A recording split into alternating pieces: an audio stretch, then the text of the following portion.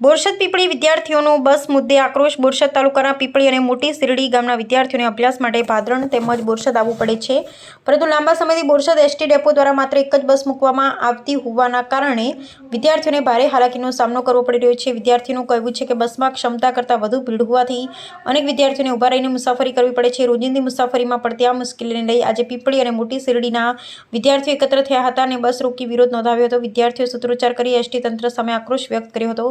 વિદ્યાર્થીઓની સ્પષ્ટ માંગ છે કે તેમની સંખ્યા અને સમયને ધ્યાનમાં રાખી તાત્કાલિક વધારાની બસ શરૂ કરવામાં આવે, જેથી અભ્યાસ માટે આવવા જતા વિદ્યાર્થીઓને સુરક્ષિત અને સુવિધાજનક મુસાફરી મળી શકે।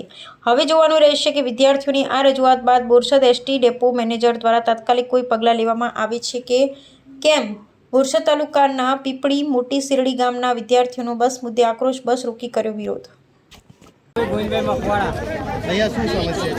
હું અહીંયા બાબાને મૂકવા આવું છું, પીપળીના કોઠિયા ખાતે અહીંયા મૂકવા આવું છું અને ભાદરા સ્કૂલમાં જાય છે, હાઈસ્કૂલમાં ટીબી હાઈસ્કૂલમાં। શું સમસ્યા છે અહીંયા? હા, અહીંયા દરરોજ મૂકવા આવું છું, બસ મળતી નહીં, રિક્ષામાં જાય છે, રિક્ષામાં આવે છે, પાસ કઢાવે, ખોટો જ પાસ કઢાવે છે।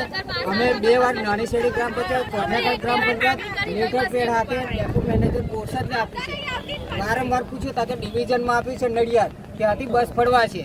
એટલે અહીંયા આગળ 50 થી 60 છોકરા પીપળીમાં આપણે ઊભા રહે છે, બસ પડવાતી નથી, બીજી બસો ફૂલ ભરાઈને આવે છે, બસ બધી જતી રહે છે અને એના છોકરાને સગાલિયામાં ભાડું પાડીને જવાનું શું માગણી છે તમારી? અમારે બસ ચડાવવાની તો અહીંયા 136 છોકરા કંડક્ટરે કહ્યું 136 છોકરા પડી જાય તો એની જવાબદારી કોણ લે? સરકાર લે છે।